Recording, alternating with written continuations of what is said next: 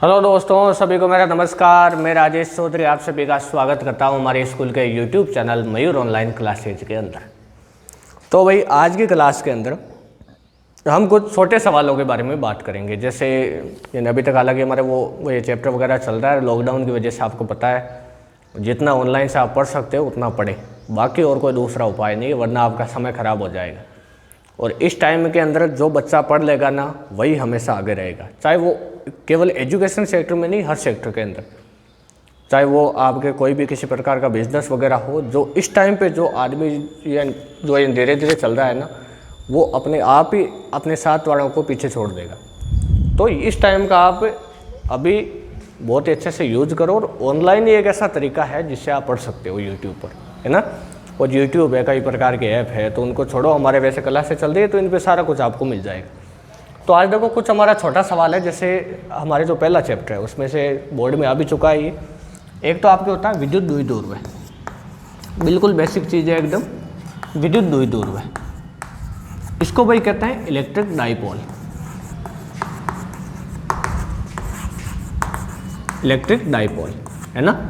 ये भाई विद्युत द्विध्रुव क्या होता है, तो इसकी डेफिनेशन क्या होती है कि जब समान परिमाण और विपरीत प्रकृति के आवेश, जब समान परिमाण मतलब ये भी Q है तो ये भी Q, Q1 Q2 नहीं हो सकते। अगर ये 2 कूलाम है -2 कूलाम तो ये +2 कूलाम, अगर ये 4 कूलाम -4 है तो ये +4 है, मतलब दोनों हमेशा बराबर होगा।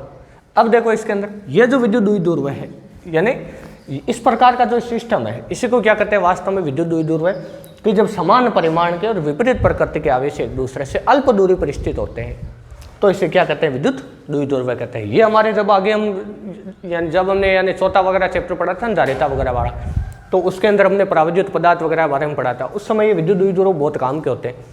इसको समझे बिना उनकी व्याख्या नहीं हो सकती कि ये वास्तव में ऐसा होता क्यों है, क्यों वो विद्युत प्रभाव प्रदर्शित करते हैं वगैरह सारे, है ना। पूरा मैंने आपको डिटेल से बताया था उसके अंदर।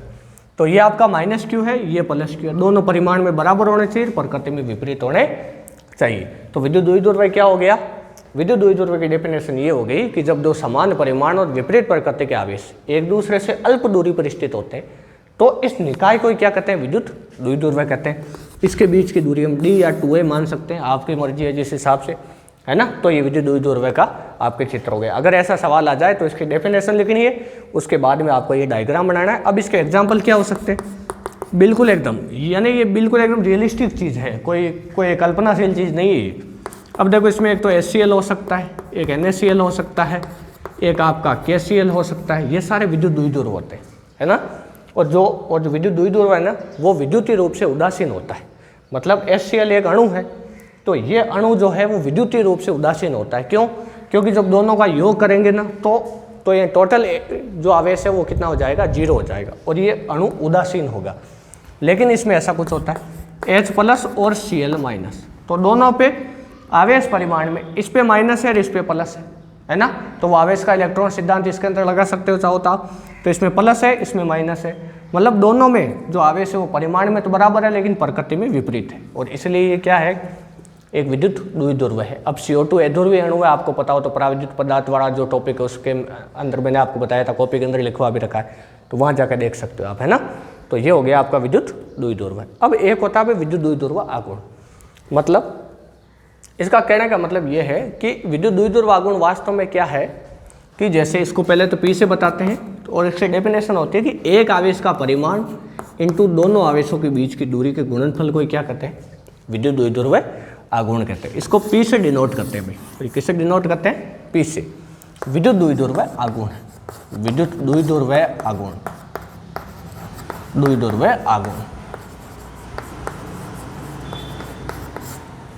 P बराबर Q इंटू क्या है, D। Q क्या है, एक आवेश का परिमाण लेना है इंटू दोनों आवेशों के बीच की दूरी। अब इसका मात्रक क्या हो जाएगा भाई, इसका मात्रक हो जाएगा कूलाम इंटू मीटर, है ना। और इसकी विमा क्या हो जाएगी, आवेश की तो 80 और इसकी L1, तो कितनी, M1 L1 T1 A1, ये इसकी आपके क्या हो गई, विमा हो गई, डायमेंशन हो गई। अब ये भाई सदिश राशि है, जो विद्युत द्विध्रुव आघूर्ण है ना वो क्या है, सदिश राशि है, सदिश राशि है। तो अब अगर ये सदिश राशि है तो इसकी डायरेक्शन भी होगी, तो इसकी डायरेक्शन किधर होगी ये हमें इसके अंदर बताना है। तो इसकी डायरेक्शन होती है हमेशा माइनस क्यू से प्लस क्यू की ओर। मतलब आपको पता हो तो विद्युत क्षेत्र की जो डायरेक्शन होती थी ना, वो हमेशा प्लस क्यू से माइनस क्यू की ओर होती थी विद्युत क्षेत्र की। लेकिन इसकी जो डायरेक्शन है ना, वो कैसे होगी, माइनस क्यू से प्लस क्यू, मतलब विद्युत क्षेत्र की डायरेक्शन की उल्टी होती है हमेशा, है ना। एक इसका मात्रक डिबाई भी होता है, आपको पता हो तो, है ना। और एक डिबाई में कितना होता है, एक डिबाई बराबर होता है 3.3 इंटू 10 की घात माइनस का कितना 30 कूलाम इंटू मीटर, है ना। एक डिबाई के अंदर इतना होता है। अब देखो इसके अलावा, अब जैसे ये हमारी सारी चीज़ें हो गई, आपके विद्युत द्विध्रुव हो गया, विद्युत द्विध्रुव आघूर्ण। अब क्या होता है कि बोर्ड के अंदर ऐसा सवाल इसके अंदर आ चुका है, या तो शायद 2016 के अंदर आया था। तो इसमें जो सवाल आ गया विद्युत द्विध्रुव की परिभाषा लिखो, तो मतलब वो द्विध्रुव की पूछ रहा है। तो ये वहाँ पे बच्चे क्या करते हैं, द्विध्रुव आघूर्ण की लिख देते हैं। तो ये वहाँ पर आपका जो सवाल है वो यानी वहाँ पर गलत हो जाता है। तो जब विद्युत द्विध्रुव आघूर्ण की पूछे तो विद्युत द्विध्रुव आघूर्ण के लिखे, और अगर विद्युत द्विध्रुव की पूछे तो द्विध्रुव के लिखे। इसके अंदर आपकी क्लैरिटी होनी चाहिए। धन्यवाद।